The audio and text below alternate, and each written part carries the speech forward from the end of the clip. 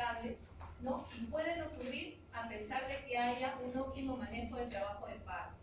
Es importante que ustedes sepan que estas lesiones pueden ser temporales o duraderas y que pueden ocurrir durante el parto, durante el trabajo de parto o en las maniobras de resucitación que se puedan dar al recién nacido, ya sea por acción o omisión, y que las padece tanto la madre como el recién nacido.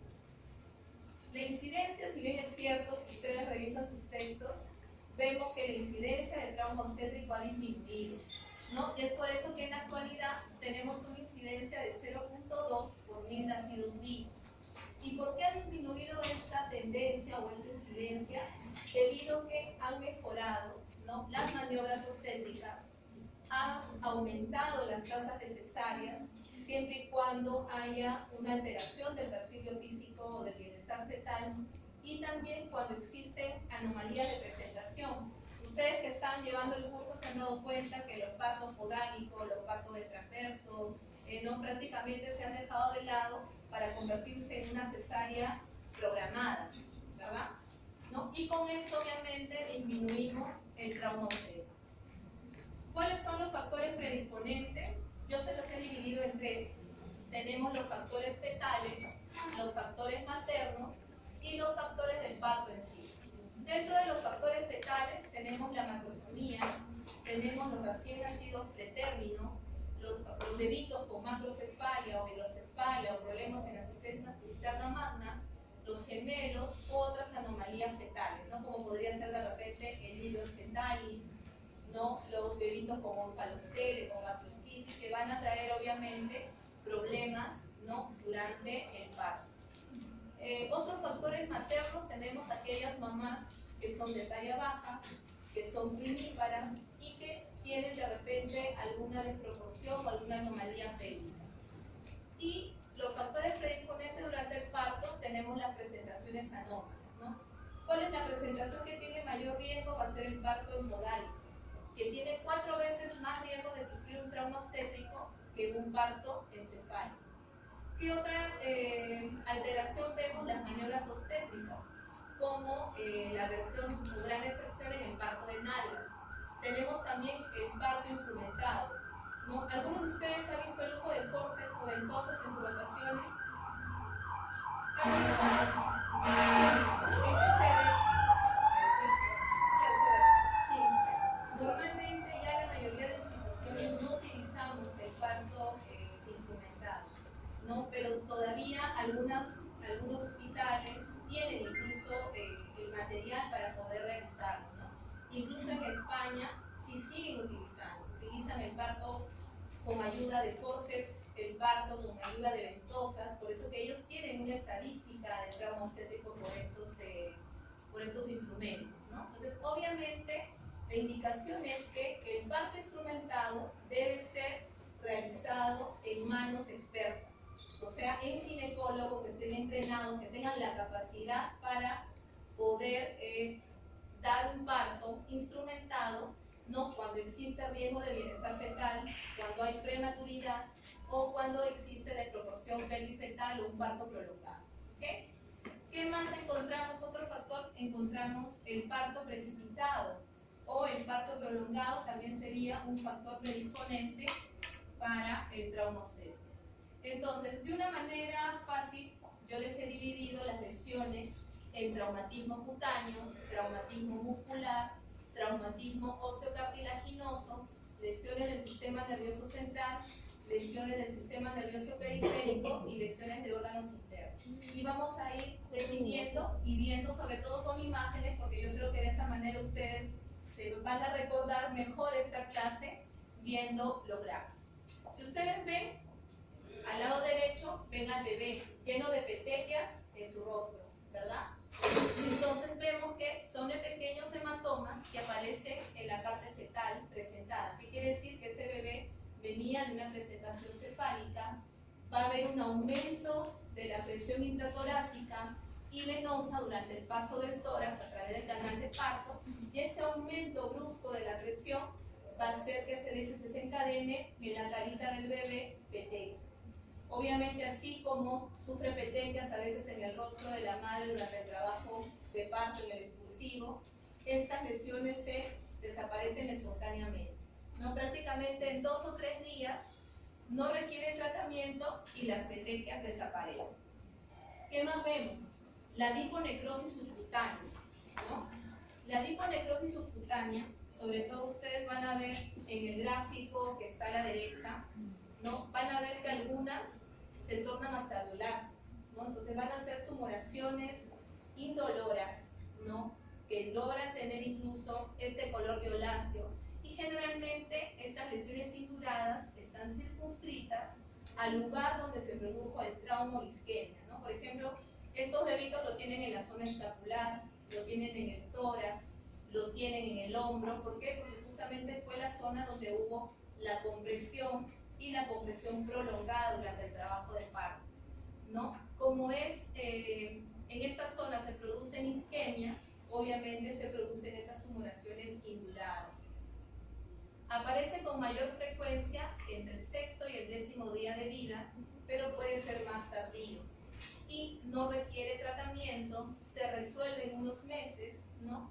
Y son muy pocos los casos en los cuales se produce una atrofia residual. ¿Qué más encontramos? Laceraciones, ¿no? ¿Qué es lo más frecuente? Las laceraciones causadas por el bisturí, ¿no? Generalmente en una cesárea de emergencia encontramos laceraciones tanto del cuero cabelludo como también puede haber, ¿no?, en la carita del recién nacido. ¿Qué más encontramos? En la foto de la derecha, si ustedes ven esta marca, ¿verdad? Esta marca es del forceps, ¿no? La compresión o la presión que hace este instrumento en la cabeza del bebé le puede lacerar, le puede marcar. Entonces, estas son las laceraciones más frecuentes. Luego vienen los traumatismos musculares, ¿no? Realmente el único traumatismo muscular descrito es el del esternocleidomastoideo. Si ustedes ven el gráfico, este es el esternocleidomastoideo.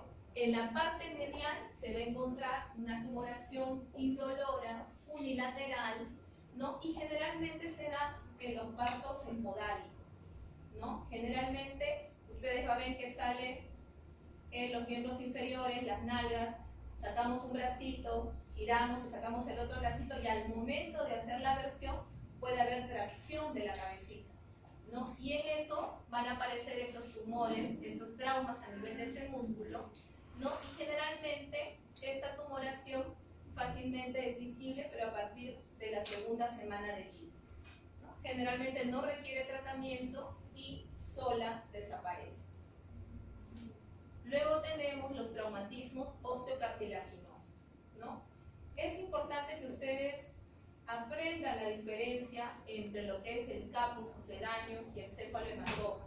Preguntas clásicas del examen de NAM, del residentado médico, justamente es la diferencia. Que ustedes aprendan a diferenciar qué grupo es caput, qué grupo es cefalohematoma.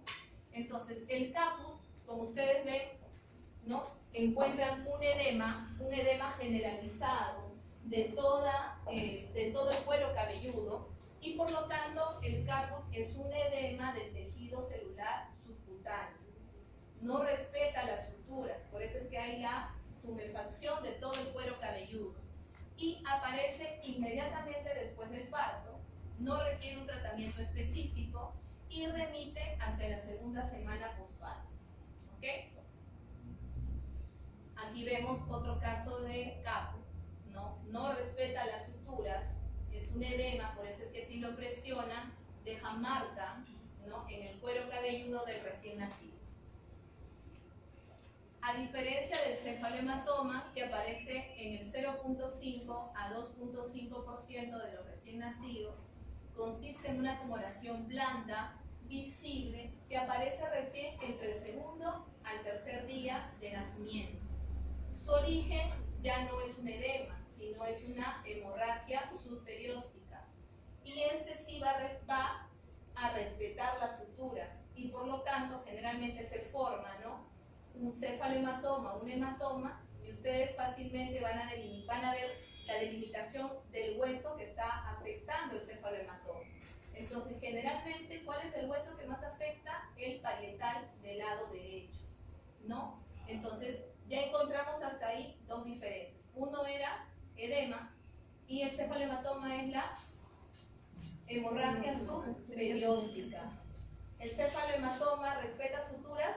Sí respeta suturas. El caput no respeta suturas. Y otra cosa que ustedes también tienen que tener en cuenta es que el cefalematoma sí puede estar relacionado con las fracturas craneales, ¿no? En un 15 al 25%. Por eso que los bebés con cefalematoma está indicada una radiografía de cráneo. Desaparece sin tratamiento por resorción espontánea a las 12 semanas, por lo cual igual la actitud es expectante y el tratamiento va a depender de alguna complicación que pueda haber. ¿Por qué? Porque se puede infectar. Por la hemorragia que tiene puede haber incluso ictericia. Entonces nosotros vamos a tratar la complicación que se dé en este recién nacido.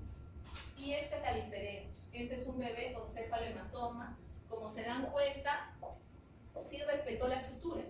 Está prácticamente en el parietal derecho, ¿no? Y este bebé, ¿qué le vamos a indicar? Una radiografía de cráneo porque puede estar asociado a una fractura. Entonces aquí están las diferencias. Caput, edema. En cambio, el cefalematoma es una hemorragia subperióstica. Inicio en el parto. Ni bien nace, nosotros ya nos dimos cuenta de que tiene un caput. En cambio, el cefalematoma puede demorar incluso horas o generalmente 2 o el tercer día, recién lo podemos evidenciar. El caput no respeta las suturas, el cefalematoma sí respeta las suturas. La resolución del caput es en unos días, ¿no? Incluso hablamos que puede demorar 2 semanas. En cambio, el cefalematoma puede demorar hasta 12 semanas, o sea, hasta 3 meses.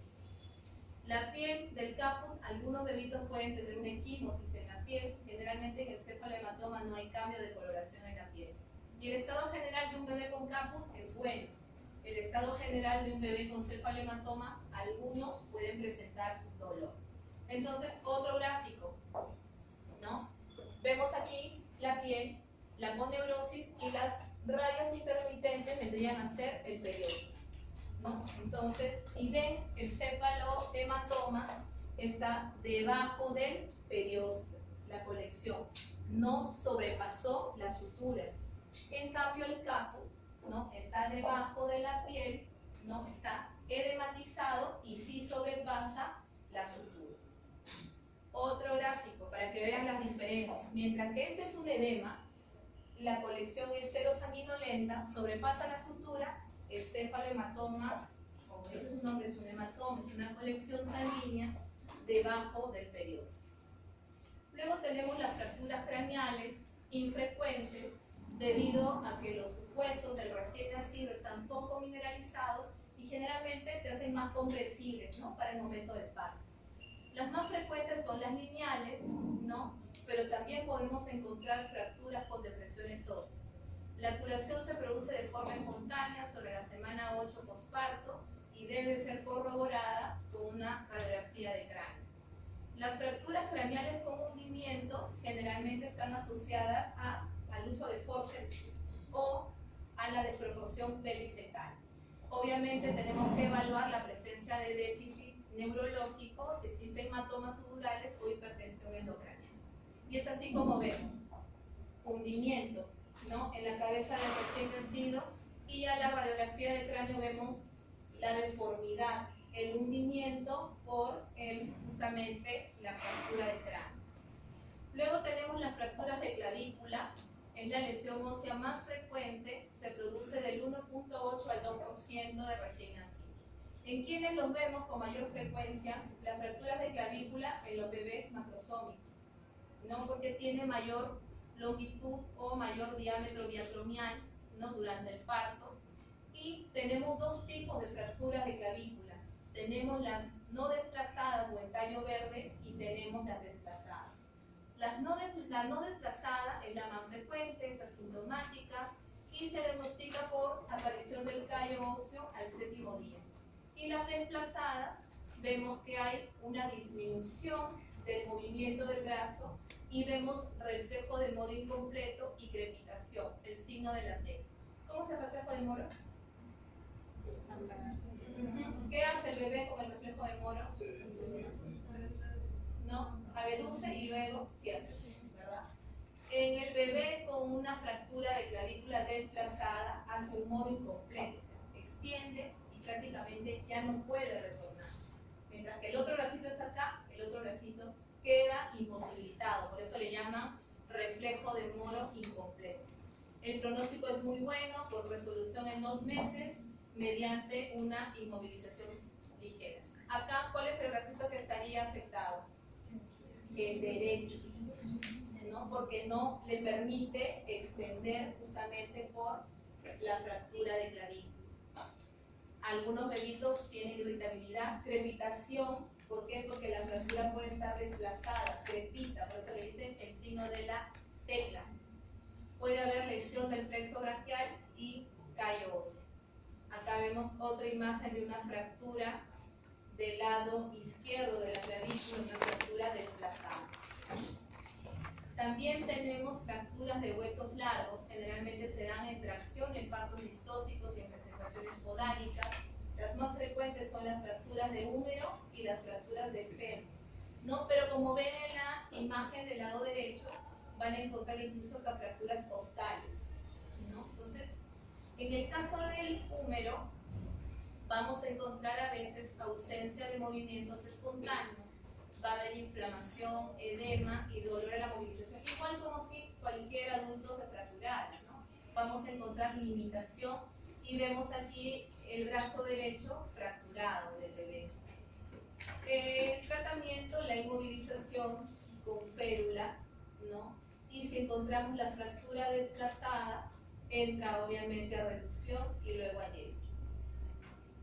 Otras lesiones en los miembros inferiores podemos encontrar, o en los miembros superiores también podemos encontrar las heridas amnióticas que son raras, algunas deformidades osteoarticulares debido a la disminución del líquido amniótico y otras lesiones poco frecuentes, abuso físico, accidentes automovilísticos, un DPP traumático, rotura uterina o lesión fetal.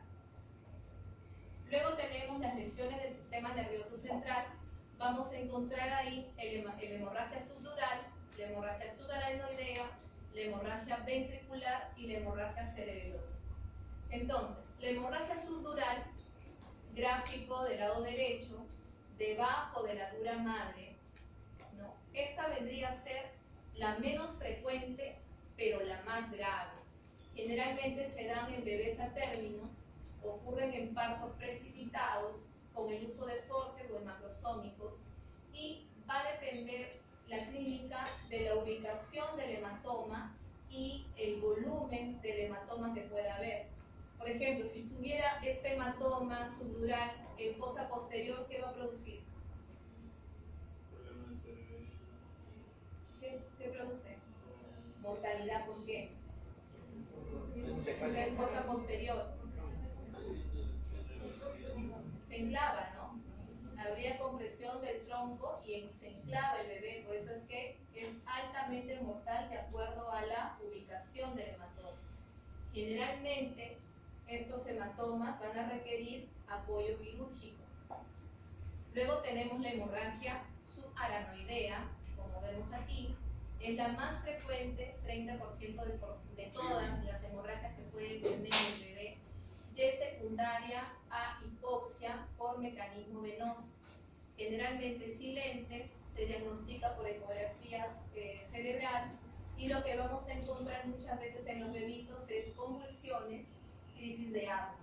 El tratamiento es sintomático y la curación es espontánea. Luego tenemos la hemorragia periventricular, ¿no? Como ven aquí, al costado del ventrículo, y generalmente esta es la lesión típica de los bebés prematuros que han estado sujetos a hipoxia.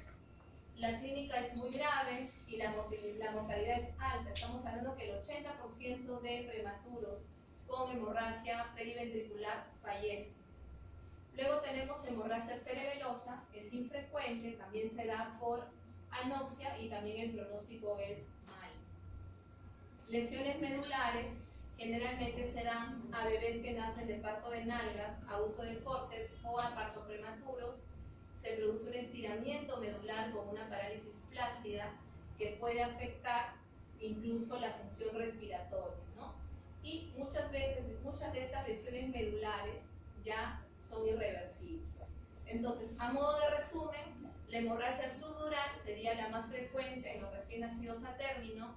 La frecuencia es rara, pero es grave. La subaranoidea es más común en el pretérmino, generalmente mejora con el tratamiento y con el tratamiento sintomático. La intracerebral se da en pretérminos, también asociada a hipoxia, pero se da, no son muy graves. Generalmente la mayoría fallecen por esta hemorragia. Entonces, el cuadro clínico, vamos a tener generalmente un recién nacido deprimido, ¿no? Llanto débil, algunos con cianosis, con vómitos, con convulsiones, pálidos. El diagnóstico le va a dar una radiografía de tórax, una ecografía cerebral y podemos llegar hasta una tomografía, ¿no? Tratamiento de parte del ginecólogo, ninguno. De parte del neonatólogo, apoyo ventilatorio, y lo que viene ya es la evaluación por neurocirugía. Luego tenemos el traumatismo del sistema nervioso periférico, tenemos la parálisis del nervio facial, más frecuente, da entre 0.7 a 1.1 de 1000 recién nacidos. Esta lesión es producida por la compresión del nervio facial en la salida del orificio estilomastoideo, ya sea por el fórceps o en un parto prolongado. La compresión se da justo en la zona donde sale el nervio facial contra el promontorio. ¿Cuál es el promontorio? ¿Cuál es el promontorio?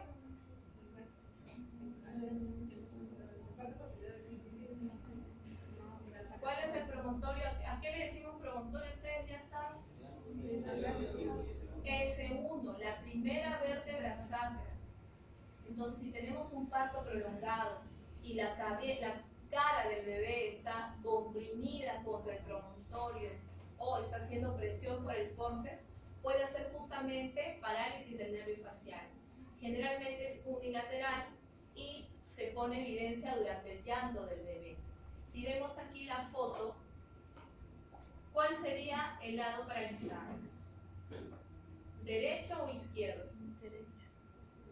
Derecho. El lado derecho. Por eso el bebé tiene el ojo abierto. Habría que darle gotas, lágrimas, porque se le va a secar el ojito. Y luego vemos que la comisura labial prácticamente puede aperturar el lado izquierdo, pero no puede aperturar el lado derecho. Igual acá llora, ¿no? Y ve que la boquita, ¿no?, de este lado es la única que logra aperturarse. El tratamiento consiste en proteger el ojo con gotas oftálmicas, reservando el tratamiento quirúrgico para casos excepcionales. Luego tenemos la parálisis del plexo braquial. Es producida por la tracción del plexo braquial durante el parto. La gravedad de la alteración oscila entre los casos leves por simple compresión hasta los graves, en el cual puede haber hasta arrancamiento, ¿no?, de las raíces. Ocurre más frecuente en niños grandes, en distocias de hombros o en presentación podálica, porque hay dificultades para poder realizar la extracción de la cabeza. Entonces, aquí en la parálisis braquial, nosotros vamos a dividir la que es parálisis braquial superior, llamada también de Ehrlich, y la parálisis braquial inferior de Klumpe. La parálisis braquial superior va a comprometer C5, C6, C7, y la parálisis braquial inferior de Klumpe ya va a producir el daño, la alteración a nivel de las dorsales. Entonces, para que no se olvide, la parálisis braquial superior que compromete C5, C6 y C7 es la presentación más frecuente de las lesiones del plexo braquial dadas en obstetricia.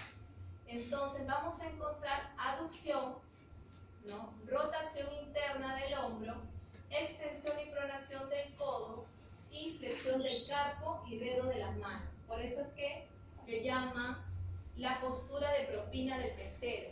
O sea, en vez de que el bebé esté con los brazos hacia adelante, el bebé dobla el bracito. Y su manito está como en garra, pero hacia atrás.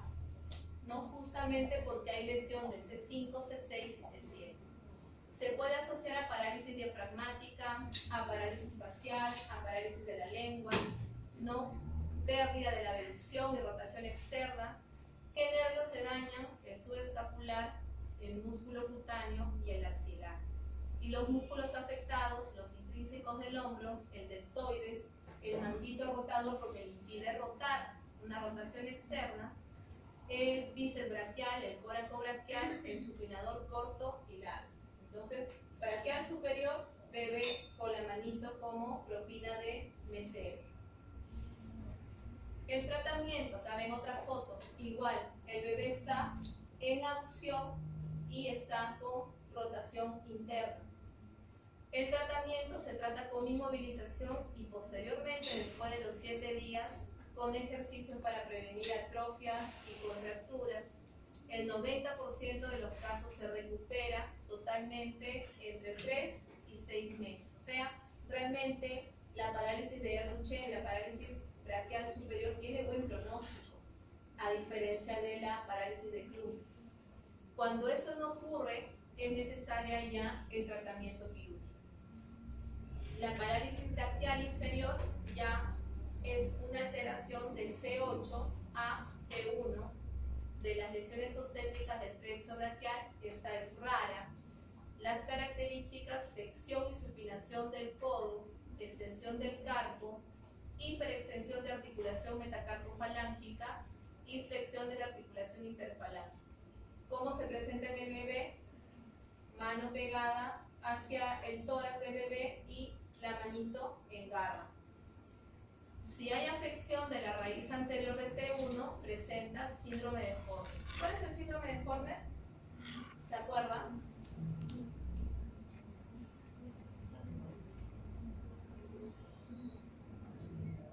¿Cuál era el síndrome de Horner?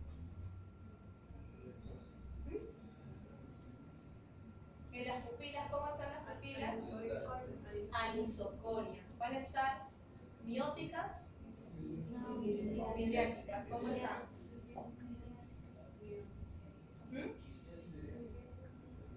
Midriáticas. ¿Qué más encontramos en el Horner?